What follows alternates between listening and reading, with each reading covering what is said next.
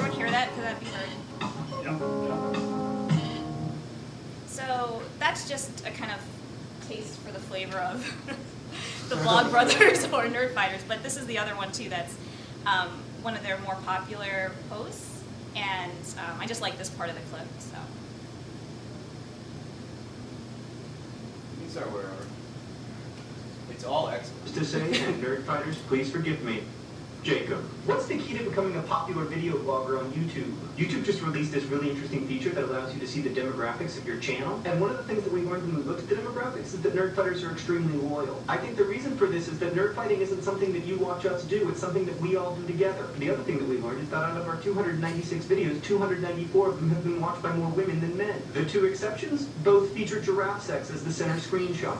Really, men of YouTube, you are freaking me out. Please explain to me in comments what it is that fascinates you about giraffes who love giraffes. So yeah, if you want to become marginally popular on YouTube and help create a community that you feel really strongly about that's composed entirely of awesome, then building a truly collaborative community is the way to go. If you want boys to watch you, I suppose the solution is giraffe sex. What would you like your last words to be? Okay, so it goes on.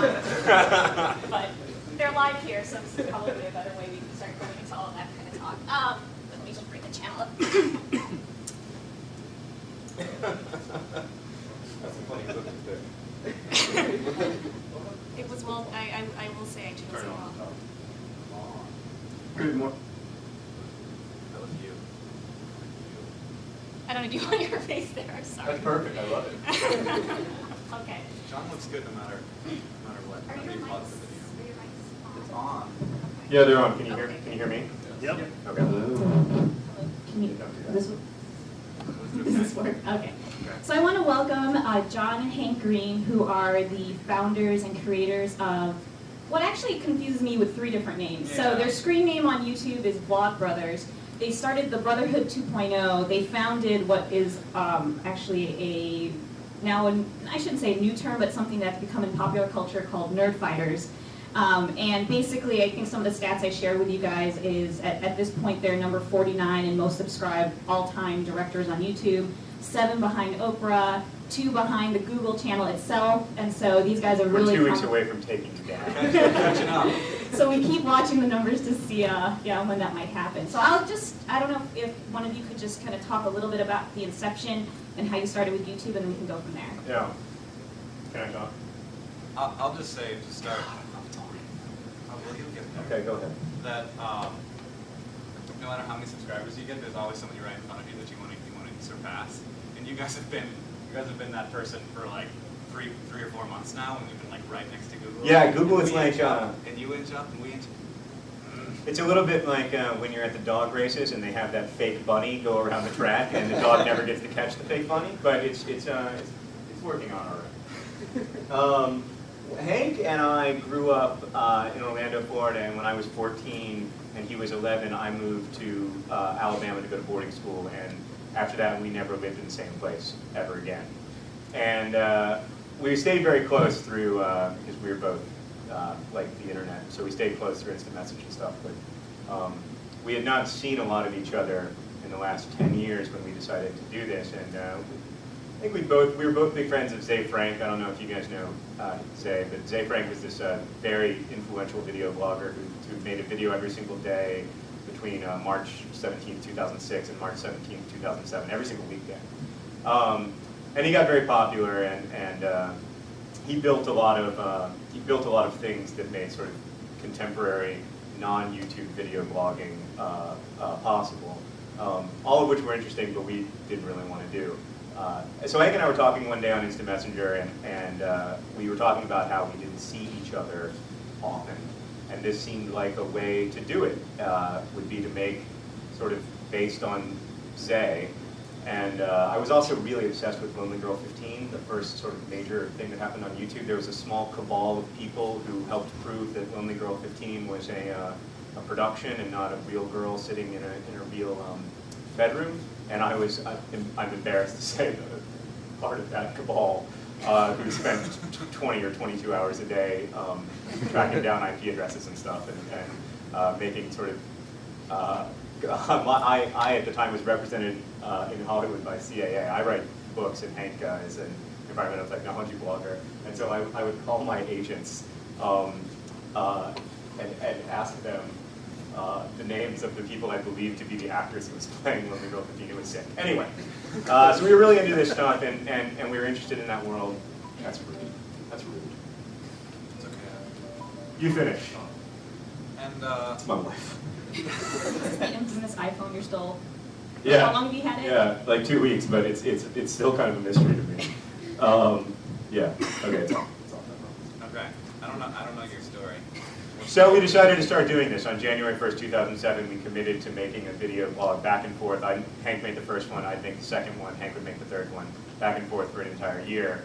And what was the most interesting thing about it, from my perspective, is that for the first 7 months, people who liked my books read it, watched it. I mean, like, there were 500 people. The first day, there were 500 people who watched it. It's like librarians and teenage girls. Mostly librarians. Yeah. Because that's really my core of it. So we had this group of really loyal librarians and teenage girls who watched our video blogs, and they were great. They did these amazing things, even though there were only 500 of them. Like we pitched Kiva.org to them, which is a microfinance website that allows us all to be microfinanciers. We talked about that website after Hank and I went to spent a few days in the Dominican Republic touring with a microfinance organization that works with Kiva. We talked about this to each other through the video blog, and they gave thousands of dollars to Kiva.org within a couple days. And so it was amazing what they could do, but we always felt limited by their size. And they started calling themselves Nerdfighters very early on. All the sort of in-jokes of our community, we call ourselves Nerdfighters because we fight for nerds. There's a very popular phrase in the nerdfighting community, DFTBA, which stands for Don't Forget to Be Awesome. And there's a few others. All of those sort of originated pretty early on. But it was a small group. And then in July, Hank recorded a song. Hank did a song every Wednesday that he had, so every other Wednesday. Hank recorded a song called Axio Deathly Hallows that was about how pissed off he was that he had to wait 2 more days for the last Harry Potter book. And that video got 1 million views, and it was featured on the front page of YouTube. Thank you for that. And because it was featured on the front page of YouTube, this speaks to the power of what YouTube can do. Because it was featured on the front page of YouTube, we have 36,000 subscribers, and that's the only reason, because we had to get out to an audience that didn't know who we were, independent, based on my books. And we're largely unknown on YouTube. Like, there's this huge community of people who interact, and they make videos with each other, and they talk to each other, and then they have conventions. There's one going on in Toronto right now, I think. Right. That we're not doing for various reasons. And we weren't part of that. We had our own site, and people went to our site to view our videos, and so we had none of this like community effect that YouTube has, the network effect, where there's all these people sort of watching, and they just sort of fall into you. So we weren't getting any of that. In fact, often our videos would have 0 comments on YouTube, or 0 ratings. You know, it'd have 1,000 views and 0 ratings, 0 comments. And then after Deathly Hallows, we realized the power of YouTube as a community builder, which I never thought about before. I mean, that's one of the things I wanted to talk about. Was, in fact, if you look at this page, if I can scroll down, I'm really obsessed with the way that I'm convinced that, because I write books, I'm convinced that YouTube is much more like a novel than it is like, or these kind of channels are much more like novels than they are like TV shows. And I actually think that sort of trying to build it on a TV model is a really profoundly flawed idea. Since Hank took off comments, the point of my joke is actually not relevant to that No, page. you have to actually, you're on the. I know what page I'm on. Okay, so this is genuinely. It's like we're brothers. This is genuinely collaboratively created content in a way that television can never be, because I make the video, but then the page changes based on who uploads video responses, what they say, and then the page also changes based on the comments. So that it's collaborative in a way that television can't be, and in a way that I think is somewhat analogous to the way that a novel is collaborative. Because when one reads a book, there's this sort of act of co-creation between the author and the reader that is much more like the co-creation of a YouTube page or a page, even if you embed the site well, you do it elsewhere. So I'm really interested in building on that, because I think that's the most interesting part of, and the most different and exciting part of what YouTube has brought into the world, is this idea that our community is not us telling a bunch of people what to do or what's cool. It's not like The Hills, you know? And it's analogous to The Hills in one way, which is that people follow us around and watch the things that we do and listen to the things that we say. Obviously, we suck less than they do. That's one of the big differences. But then also, it's not something that they watch and consume. It's something that they become a part of, that they participate in, that they are active creators of. Can you actually share some examples of the way that you've interacted with the community? I mean, you constantly are talking about the world around you. I've seen things where you're like, sign up here or down here, and comments on the bottom, like everyone leave comments, and how have you worked with the community that way? It's sort of very strange that when you're on YouTube, I've noticed this meeting people in real life who I've only seen on YouTube. You see them in a very sort of particular way, and I'm always surprised by how tall or short they are. Right. Because on YouTube, You only everyone's see the their same heads. height. And they're all exactly this big. So you live in this new environment, and that's where mostly we are to these people. And so like you have like stuff going on around you, and so it's So we can talk about the physical. You know, we can point to a place where they can get more information. And now with annotations, that's become actually quite a bit easier. You're just like, you do this, and a little link bubble pops up. I love that, yeah. But one of the things that, here's an example of one of the things that we've done. There was this Nerdfighter who read this book by Jeffrey Sachs about how to end world poverty, and then he, like the next day, decided to move to Bangladesh to end world poverty. He's a great kid. And his name is Sean Ahmed, and he lives in Bangladesh, and he works with kids there, because school in Bangladesh costs like $5. Primary school costs $5 a semester, and that $5 is often a sort of bridge too far for these kids. So that's one of the main things that he does. He also helps buy school textbooks, and Hank is actually, through Sean, sponsoring a kid, nice kid. He does this is like our symbol, the Nerdfighter symbol, and when this little kid in Bangladesh did the Nerdfighter symbol,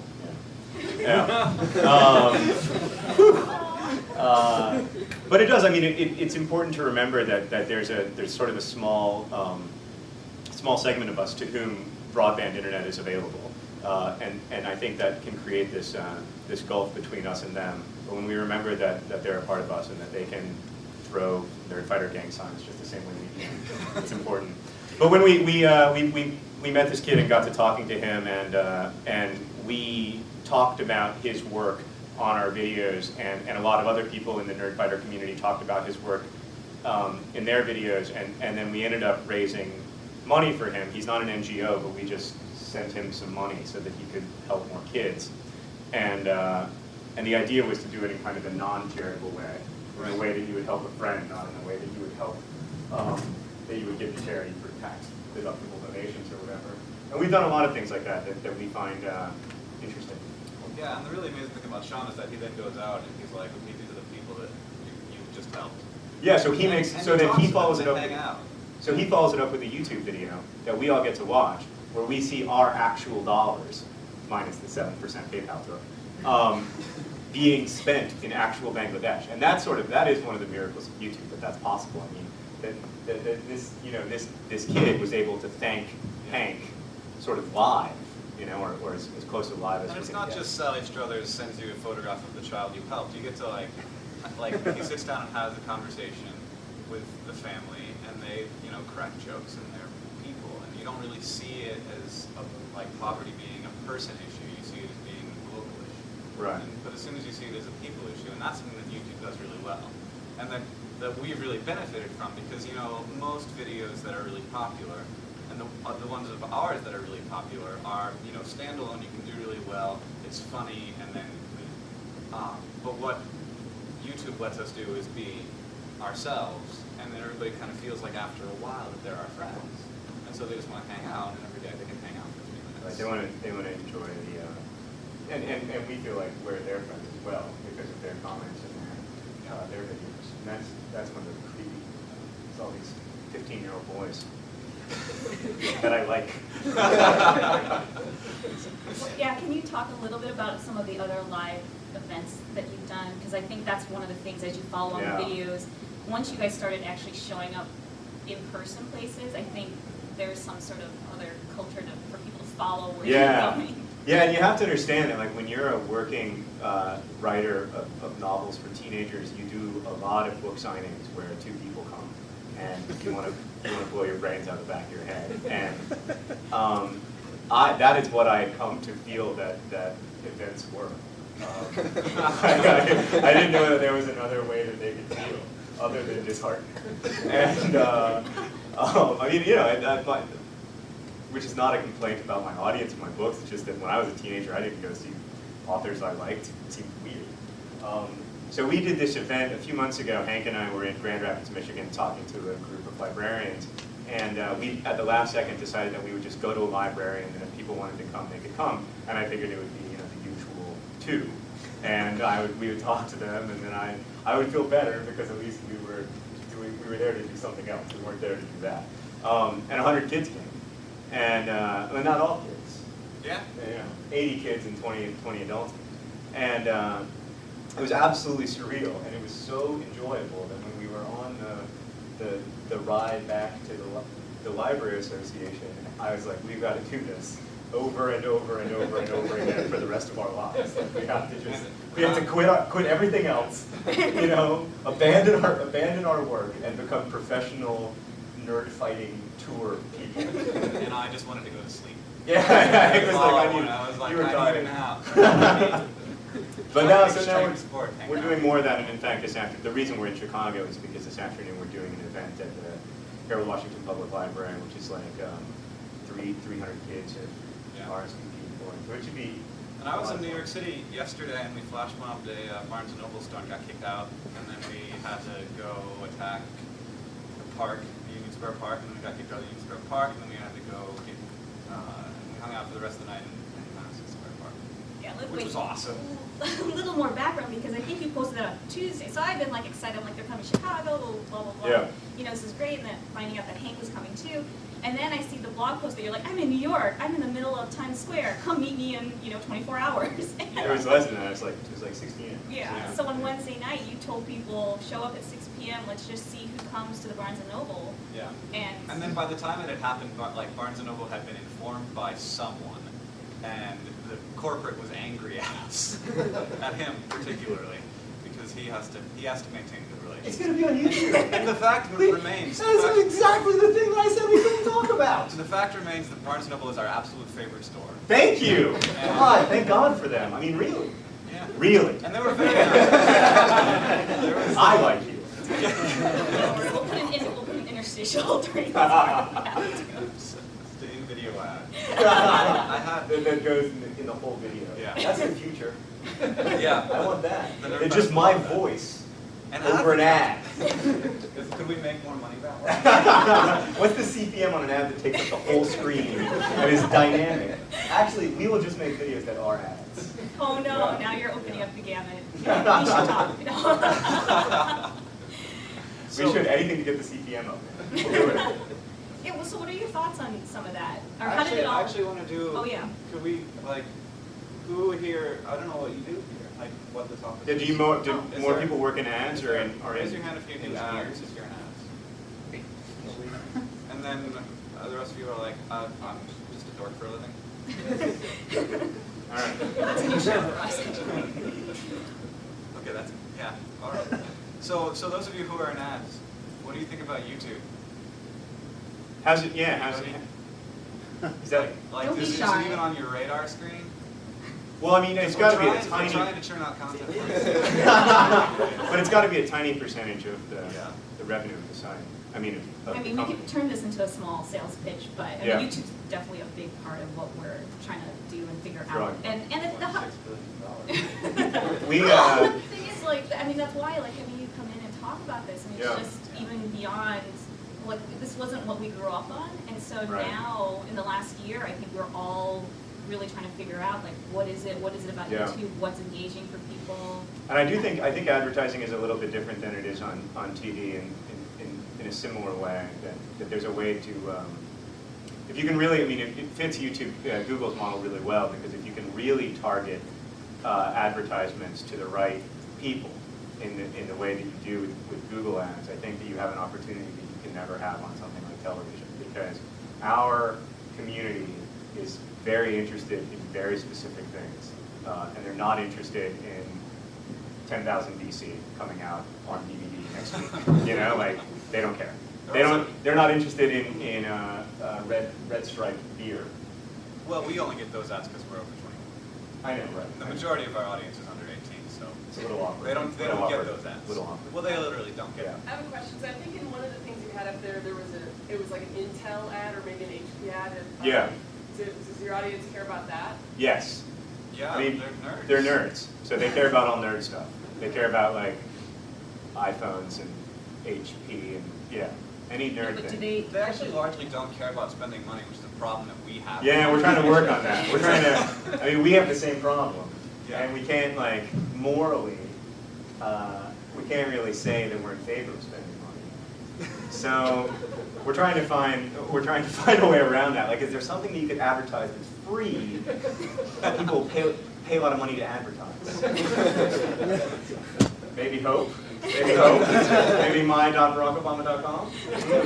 Maybe that. Maybe that's the only. Maybe that's the key. Obama has not yet contacted us. I know, but boy, oh God.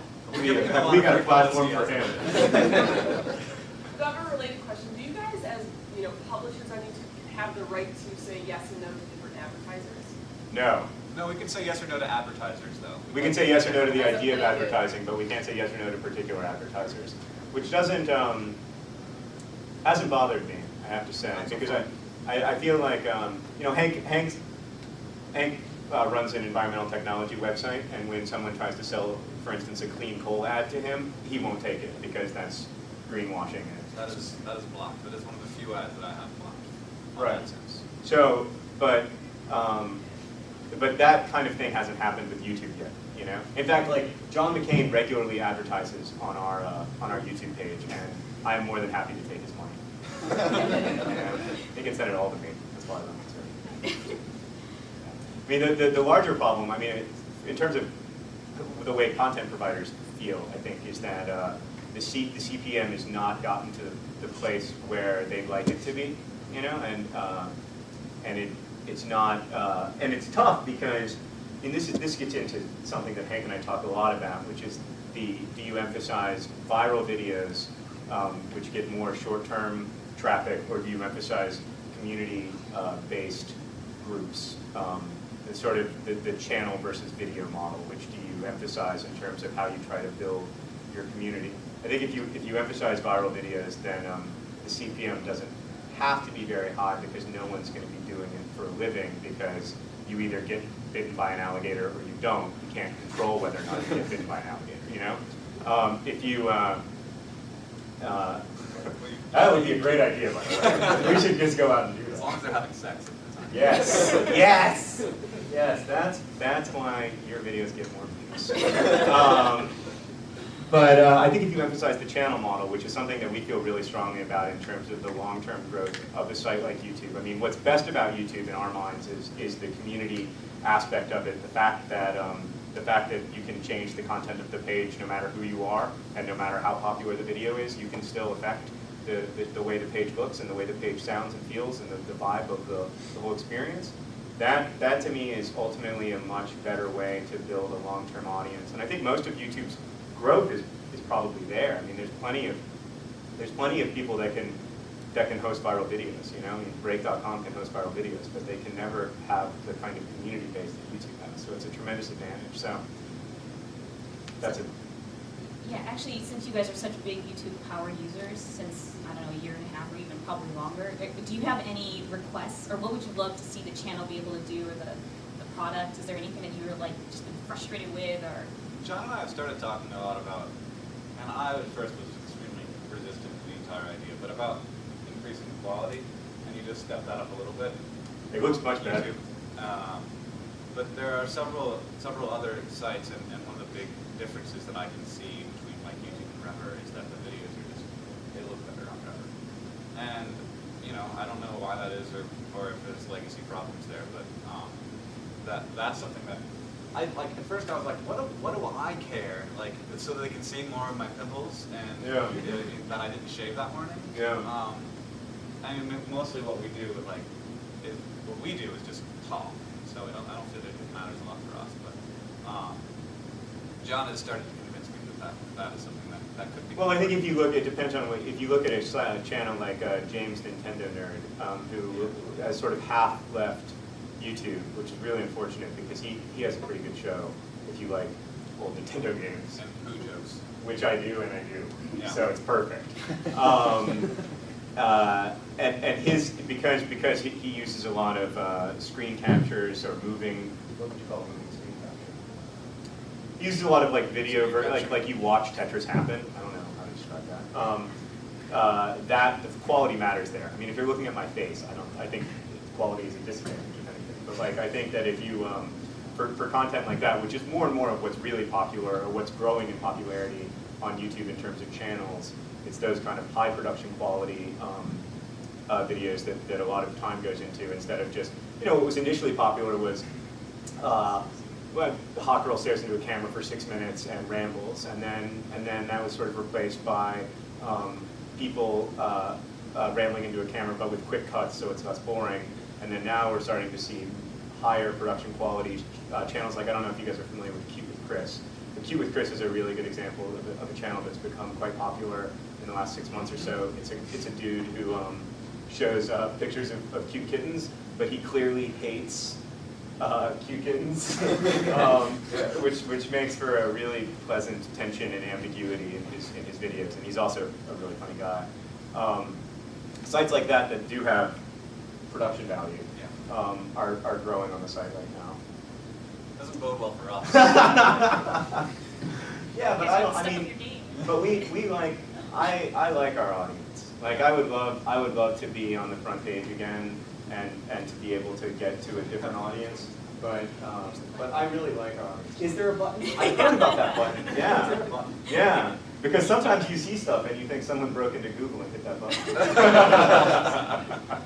Not exactly, but there's lots of walls between buttons, I would imagine. Yeah.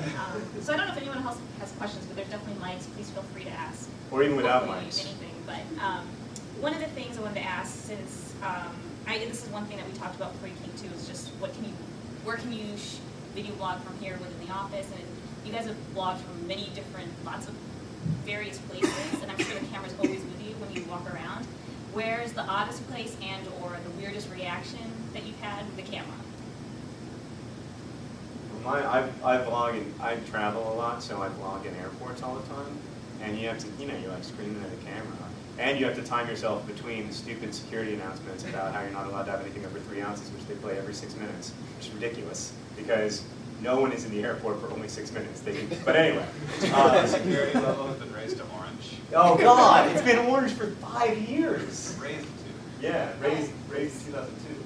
Screensaver's coming up right now. So a lot of people will come up to you and ask what you're doing Yeah. in an airport. I don't know, where have you been? I just did one in Times Square, and this girl was like, "Hi, can I be in your video?" And I was like, "Yeah." You can be in my hotel room.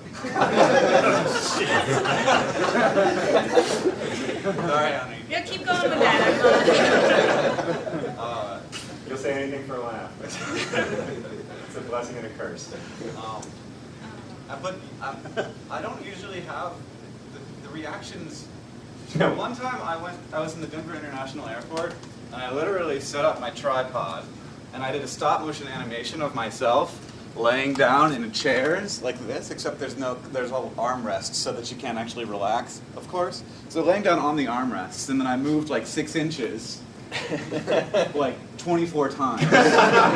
And then I did this stop motion animation of me rolling, like sliding across the chairs in Denver International Airport, and nobody did anything. Now, my favorite thing in that video is that there's a dude right behind you in the row behind you reading a book who never looks up.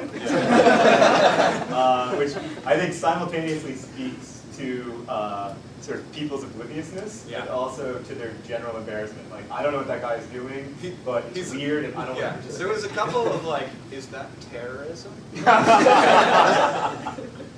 I know what he's doing isn't right, but is it wrong? I don't usually see that, but I don't know if that constitutes well, you didn't terrorism. do it yeah. Yeah. But we do, the thing that you have to be most conscious of is the stupid, dead, outdated idea called copyright. Which is and as a published book author? Yeah, I mean, as an author, I feel like I'm in a position to say that with some measure of authority. Like, it's just such a stupid idea. And so when you're in an airport or when you're in any kind of public space, you have to be conscious of what's playing in the background because, or anything, just or how much of Catcher in the Rye do I quote from when I'm getting teenagers to read Catcher in the Rye with me. Like, it's ridiculous. Can you maybe talk a little bit more about the background of what is a Nerdfighter, or how do you sum up the audience and your topics? Because I think for some people who haven't watched the show. What is a regularly. Nerdfighter? I think far too seriously about the concept of a nerdfighter. Like, I spend time thinking about like the actual definition, something that won't contradict itself ever. And that's not fun to talk about necessarily. But to me, it's like, basically, it's all of these people who have unhealthy obsessions with something, and we all kind of do. You know, it might be baseball statistics, it might be ping pong, it might be old Nintendo games, but we all have these weird. Might be collectible card games was my Nerdfighter song, like Magic the Gathering, and originally all Nerdfighters were asked to write their own Nerdfighter song to the tune of the one that John wrote to be indoctrinated into Nerdfighter. And that tradition has passed, though we have hundreds of them. Yeah, we have a huge collection of like mostly weirdly off-key, beautiful, wonderful songs. Mostly about Harry Potter. Mostly about Harry Potter and Twilight. But some of them are about cats. And so, Yeah. But Muppets. But that was the original idea, and it's basically like, you know, John put it. There was once a comment, and I think it just said, "You are a nerd," like 3 letters. But nerd was spelled N-U-R-E. And John said, I think, saying "I notice you're a nerd" is like saying, "Hey, I notice that you care about important things and aren't obsessed with the fact that Lindsay Lohan got a boob job or not, and you know that you approach the world in sort of an intelligent way, and that very eloquently because you get to take 15 takes of everything to say." But and I wrote it out. Yeah. But that's basically the idea, is that sometimes kids need to know that the way that they are is actually quite good. And I mean, when and if I have kids and they turn out to be a nerd or nerds, I will be so happy. Yeah, I mean, it's much better. That my son is going to rebel and be like on like the star pitcher of the high school baseball team. Yeah. And I'm just going to be like, I disown. Much better than all the alternatives. I mean, everything in high school is difficult and unpleasant, but I think being a nerd is much better than all of the other options that are available to you. But it doesn't seem that way. It seems No, like it doesn't feel that way. It's It the feels worst like, thing that ever and happened. it always felt to me like you were sort of on the outside of the awesome. There was something awesome happening that wasn't available to you. And our idea with this community is to put people on the inside of the awesome, and to put people on the inside of the awesome in a way that popular kids won't get, because like they won't get our jokes, they won't get Schrodinger cat jokes, like they won't get obscure Harry Potter references, that's a huge opportunity for us for you to feel like you're kind of inside the beltway. And that developed organically. That's something I really like about the project. And in fact, I had a friend recently. One of my good friends runs a video site called Video Gum, and she was watching a couple of our videos, and she said, "I would love to post these, but for something that got 50,000 viewers, it's really inside the beltway. Like, it doesn't make any sense. Like, I don't understand any of the jokes. I'm sure they're funny, but I don't get it. And I take that as kind of a badge of honor, actually. Well, and in general, You don't get any of Zay's jokes the first time you watch it. it's true.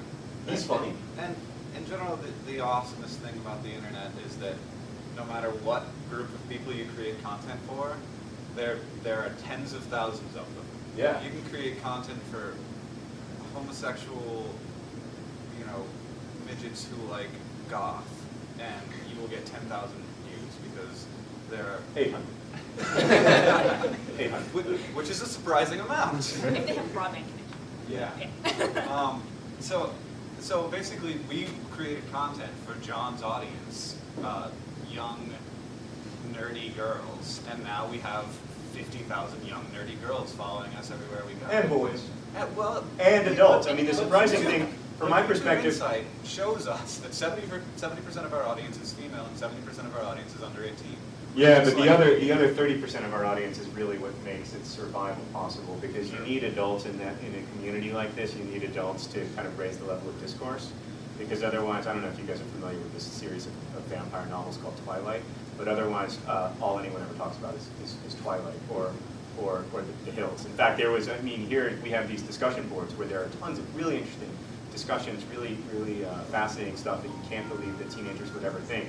And then we also have, an in-depth discussion of the Hills. So, teenagers don't have that high culture, low culture barrier that we have as much, which works to their advantage in some ways, but then in other ways it's a disadvantage. So, I don't know, does anyone have any questions? Otherwise, Actually, I have kind of an interesting suggestion for you guys. Oh, I'm sorry. Go ahead. We'll take the microphone. So I know you guys were talking about like possibly being able to kind of choose your advertising. Have you ever considered affiliate? Like becoming a publisher for, I know it looks like for us, right? But becoming a publisher and being able to choose like which brands you'd like to put on your site, and then getting like a percentage of their sales. This is new to you. I didn't know that existed. Yes, it's like a new product that we have. So how does it work? Does it work with videos, or does it only work You guys with... had that like download. Your whole head is covered in text. It's wonderful. It's a beautiful metaphor. It's a beautiful metaphor. So basically what happens is, you get to like apply to different advertisers and say, I want to put ads for actually HP, small business is one of our clients. Say I want to put a little banner for HP on my site, and when people click on it, it puts a little cookie on the machine. And if they make a purchase, then you get a percentage. Yeah, so you don't have to worry about. So you don't get, do you get any per click money? It's only if they make a purchase Okay. for affiliate. CPA model. Yeah. Right. So As it's an online publisher, I heart CPM. Like, But advertisers don't. Yeah, I mean, it makes sense if you just have a ton of page views, but not many people that would actually buy things. Like, your model has a lot of Right, but if younger you're- set who doesn't have their own spending money. And Right. No, I mean, it's something I'd be Maybe interested in. CPM. One of our friends, Phil, SXU Phil, who's very, very popular on YouTube, did that for a while. Basically was like, these people helped me get out of debt, which is, sort of a creepy thing, but actually they did, and so you can't really complain about it. But, and he made tons of money when he did that. Yeah, I do think that's a good model. I don't know how well it would work for us. Can you do it on your YouTube page, or can you only do it on a website? Just on your blog. So we do it on Yeah. our site. Yeah, I mean it would actually, because the CPM on Nerdfighters.com is so hilariously bad that we couldn't make less money. Because young people don't. See ads. Yeah, which is they're cool. like it's like they have tunnel vision. Yeah. But It's they're like fascinating. text ads, right? Yeah, it's all text ads. So these would be display ads. So Right. There's a little bit Well, we have some display ads. Yeah. They're bad. I mean, they can't figure out what our audience is. They're like, ringtones. Yeah, okay. Actually, I bought ringtones through that site. So Well, we probably There you thank go. for doing it that way.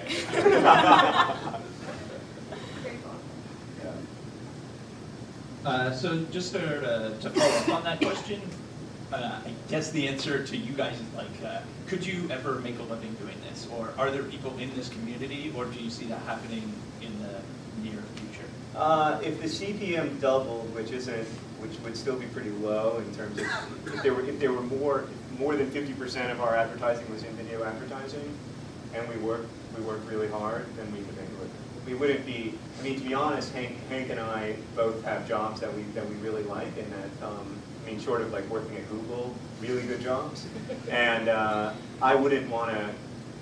I wouldn't want to stop writing anyway, and I don't think Hank you'd want to stop your site. So in that sense, it's not something that we would want and that we would kind of fight and claw for the way that other people have. There are people who make a living. I think it's around 5. And that's like not an exaggeration. I think I can name them, and I think it's about 5.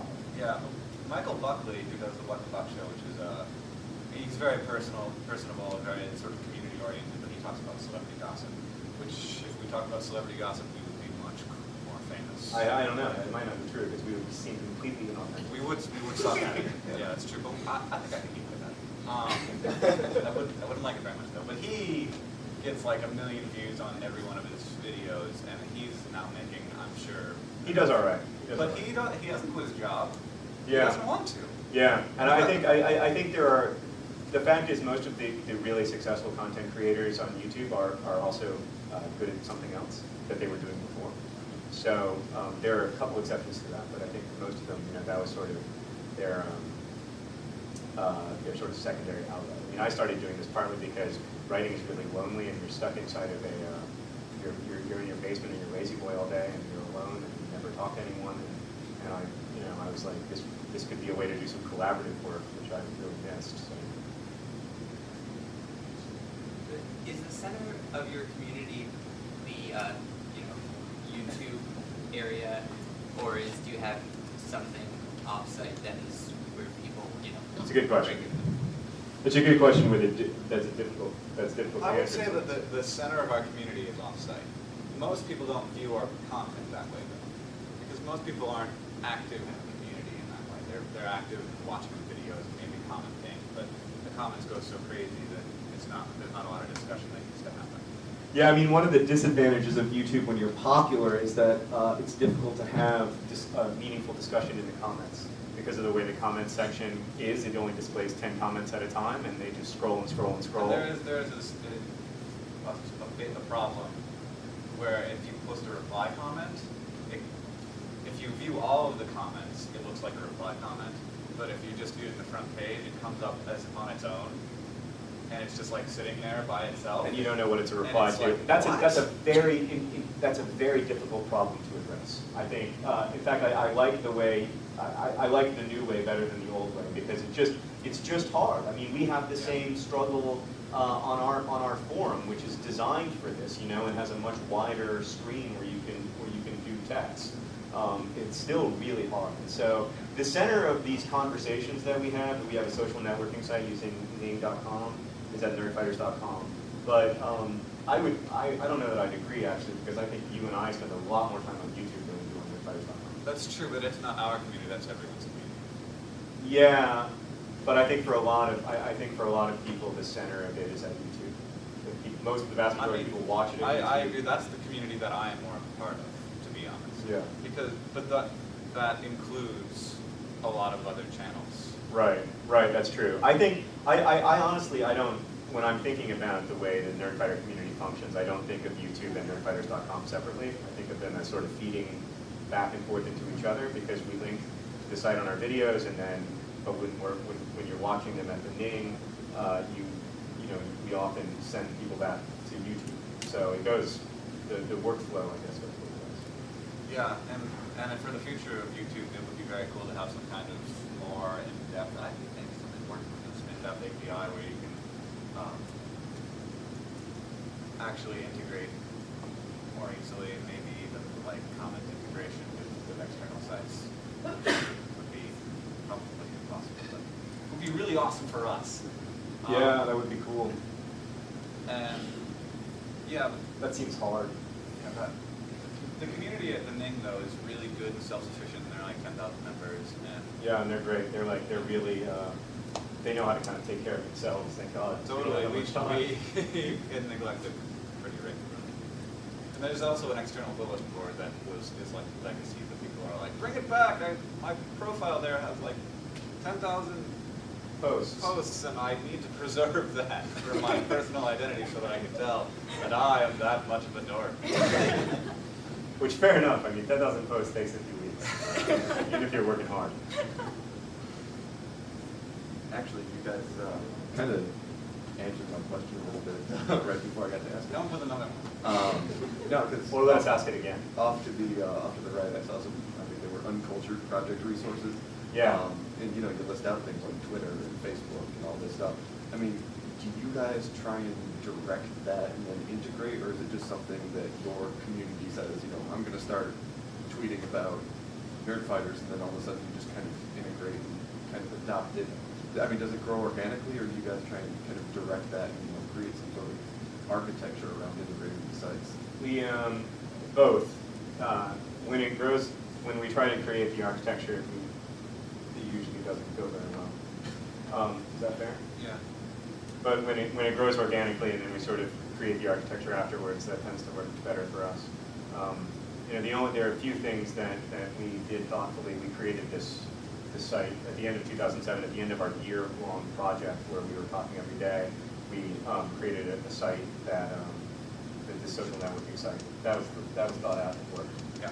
But everything else, I think that we tried to do thoughtfully in advance, totally fair. So it tends to go much better when we let them tell us what they need rather than trying to put them inside of the blocks. Yeah, that's a lesson that everyone on the internet is learning. That basically, like, if the user base is there, it doesn't matter what tools you create for them. Like, first they'll tell you, second they'll create them themselves. Right. They'll be like, and I tried very hard to try and convert all the Nerdfighters from the old forum to the new forum, and that was just a bad idea because now we have these two forums, and like there's the diehard old Nerdfighters over here and the new ones over here, and they kind of there's tension between them, and I'm like, darn. Yeah. And You know what I mean? Because you guys have a Facebook page, don't you? Or are Yeah, there it's like not two we of don't. them? It's possible that we do. Yeah, we don't run that. Okay, so because That's there's run by like competing fans. groups, Yeah. and I was like, well, it's one of your Yeah, Facebook there's a groups. bunch of groups. I mean, I find Facebook so I'm too old for it. Like I'm just I too have old. too many friends for it. Yeah. I mean, I the made utility of the mistake Facebook. The utility of putting Facebook out is Nerdfighters based and on you like- having Yeah, actual I friends. can't die. Yeah. I don't know, it's like I check out I the mean- status update page and I'm like, I don't know. I find it helpful almost exclusively for finding former girlfriends, which is massively unhealthy anyway. And like very little is ever accomplished from that. Like you never walk away from that experience feeling better about yourself no matter what. And then secondarily for just accepting friend requests, which is fulfilling in its way, I guess. But no, it doesn't build me toward a better life. There's actually a Hank Green MySpace page That you don't run? I have not. Yeah. I have no Yeah. control for that. Yeah, there's some fake me MySpaces, which is hilarious. Like, why would someone fake me in them? It's so funny. Okay, so all right, we've got a couple minutes left, and you guys, one of the things that you had done pretty regularly is the question Tuesdays. I don't have 8 questions for you, but I All actually right. have questions for both of you. But I Okay. figured Is if we it can, rapid fire? well, it's 3 rapid fire, but we'll go ahead and end this way. So the first one is for Hank. If you were a type of fuel / source of energy, what kind would you be? That would be the sun. It's so efficient. Even though that there is like some sort of lifespan on the sun, you would still be the sun. Yeah. There's a lifespan in most things, though. Yeah. Yeah. I don't know what we're talking about. So, What are we talking about? that's good. I didn't Yeah. understand that word. What? Lifespan? Lifespan. It ends. Lifespan. Things Oh, begin yes. and end. Well, yes. Everything I mean, I comes could be together at the falls center apart. of the universe. But that could be the sun too. Okay. All right, John. If you designed a Nerdfighters flag, what would it have? Or actually, I wrote state flag at first, but I don't State know. flag. I don't know if Nerdfighters have states. I like the Alaska state flag very much with those 6 stars pointing at the North Star. Maybe, oh geez, I don't know. I guess it would be, there's the skull and crossbones. Did you design that or someone else? It was a concept. But then someone actually implemented it. It's like a skull and, like a pirate skull and crossbones, but they're doing that with their like bony fingers. So that would probably, we would fly that pretty high. Someone actually made a Nerdfighter flag. Really? Yeah, it's got the hands in the middle, and then around it's got Latin around the logo, and it says everything looks better in Latin. Everything sounds important in Latin. Okay, and the last question for both of you. What is your favorite day of the week? They're all kind of Yeah, the wonderful thing about not having a job is that every Yeah. the days of the week lose their meaning. Back during Brotherhood 2.0, Wednesdays was my favorite days of the week because either I wouldn't have to make a video, because we did them every other weekday, and so it's like Monday, Wednesday, Friday, or Tuesday, Thursday. So either I wouldn't have to make the video, I'd have to make a song. Tuesdays would suck because I'd be writing the song. But Wednesdays would be great because I was just like, play the song, and I'm done. Yeah, when we were doing it every day, Tuesday was my favorite because I could handle it. Yeah. It meant I only had to do 2 videos that week. Yeah, and you've already had 3 days before. Right. It was the 3-day break. Yeah. Oh God, that was nice. Thank you guys so much for coming. This has been, I cannot tell you how excited we were to be invited. Thank you for inviting us, Narni, and we just it's really a privilege to be able to come here. So thank you.